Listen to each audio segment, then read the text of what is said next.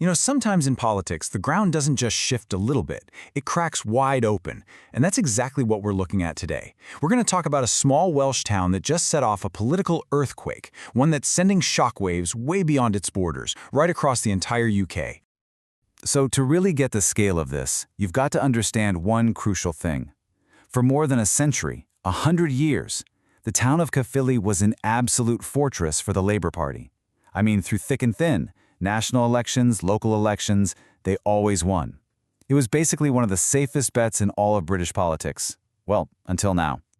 Okay, the numbers here tell a really brutal story. Just look at this. Back in 2021, Labour had a commanding 46% of the vote. But then, fast forward to this recent by-election, and wow, their support just plummets, all the way down to 11%. They didn't just lose first place, they ended up a distant third. This wasn't a dip, it was a total free fall. So the big question is, where on earth did all those votes go? Well, with Labour's century of dominance completely shattered, two very different parties rushed in to fill that power vacuum.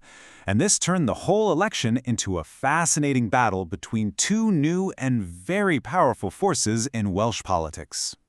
And this right here just lays out the new political divide perfectly. On one side, you have Plaid Cymru, they're progressive, very focused on Welsh nationalism. And on the other side, Reform UK, populist, with a focus on the whole of the UK.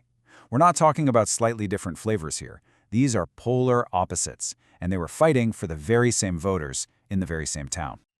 So, how did it all shake out? Well, it looks like the battle lines were drawn pretty clearly along generational lines. The polling suggests Plaid Cymru was really resonating with younger voters, the 18 to 34 crowd. Meanwhile, Reform UK's support was coming overwhelmingly from people aged 55 and over. So the town wasn't just split politically, it was split by age. But let's be real, a 100-year dynasty doesn't just crumble into dust overnight for no reason. To really understand what happened, we kind of have to perform an autopsy on Labour's historic defeat. What went so wrong, so incredibly fast? This quote really just captures the absolute shock that people on the ground were feeling. A reporter for The Guardian, Stephen Morris, he put it perfectly. He said, just a couple of years ago, the idea of Labour losing here was unimaginable. It just highlights that this wasn't some slow, steady decline. This was a sudden, catastrophic political event. So, what caused it? It really was a perfect storm. For starters, there was a lot of frustration with the national government in Westminster. Then, closer to home, the Welsh Labour Party was dealing with its own donation scandal. But on a more fundamental level, people just felt ignored on those bread and butter issues, like the skyrocketing cost of living. All of this just left Labour incredibly vulnerable to attack from all sides. And this, right here, is the key to the whole thing. Labour got caught in what you'd call a pincer movement. You had these unhappy, more progressive voters peeling off to Plaid Cymru on the left. But at the exact same time, you had more of their traditional, conservative-leaning voters being pulled away by Reform UK on the right. Trying to fight a war on two fronts like that, it turned out to be impossible. Okay, so that's the story of why Labour lost. But this isn't just about the loser. What does the victory for Plaid Cymru actually tell us about what voters wanted? Because the answer, it's a little more complicated than you might think.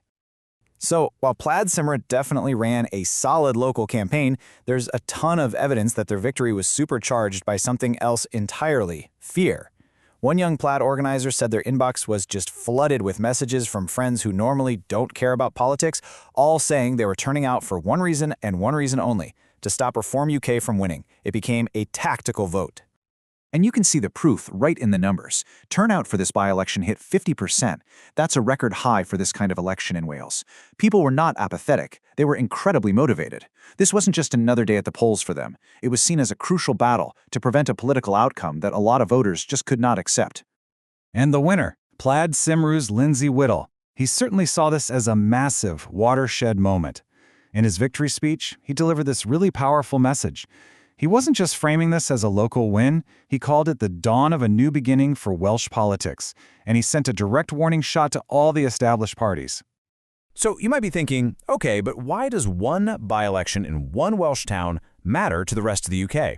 Well, it matters because what happened in Caerphilly isn't some isolated incident.